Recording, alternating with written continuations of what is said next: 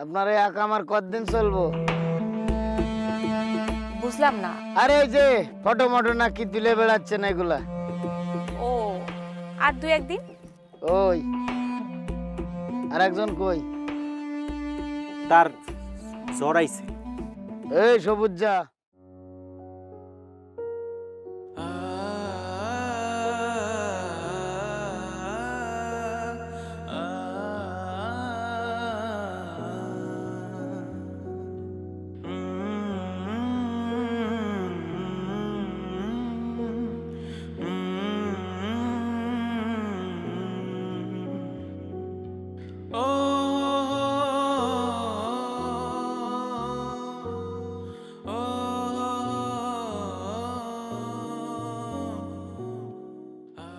আপনার সরলতা যে কাউকে মুগ্ধ করে দিবে।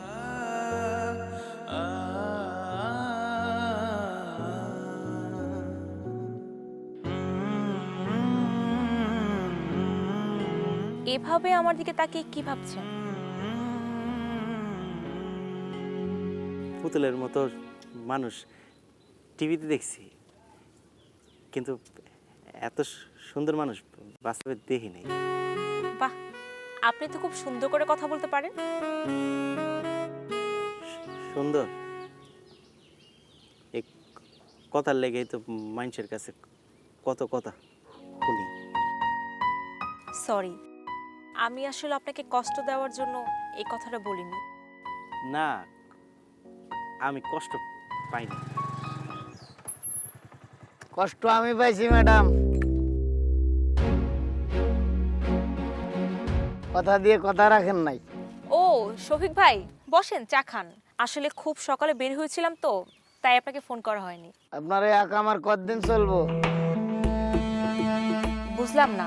আরে এই যে ফটো মটো না কি তুলে বেড়াচ্ছেন এগুলা?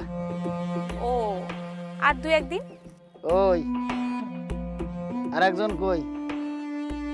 তার জ্বর আইছে। এই সবুজ যা, খুব দায়িত্ব নিয়ে শিখে গেছিস না? শফিক ভাই, আমরা তাহলে কাজে বের হই। আর আপনি কোথাও মনে হয় যাচ্ছিলেন। হ্যাঁ, বাজারের দিকে যাইতেছিলাম। যাই হোক, পুরো এলাকার দায়িত্ব তো আমার উপর। শুধু আপনাদের দুজনের দায়িত্ব আমি নিতে পারলাম না। তো আপনাদের দায়িত্ব নেওয়ার না বড্ড শখ আমার। ওই সবুজ যা, এদিকে আয়।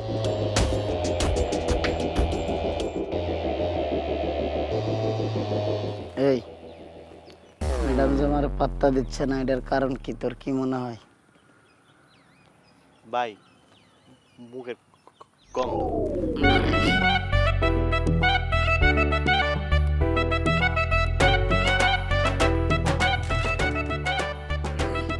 ম্যাডাম, সন্ধ্যার পরে আপনার সাথে আমার দেখা হবে।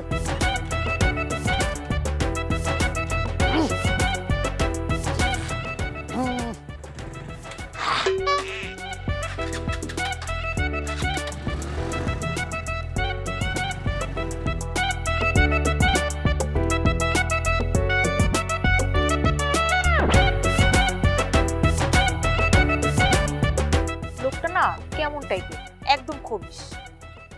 এই এলাকার মধ্যে উনি আমার নাম ধরে ডাকে। মানুষ তো এখন আমার আসল নামই ভুলে গেছে। আপনার নাম ধরে ডাকে না, আপনাকে ব্যঙ্গ করে ডাকে, বুঝতে পারছেন?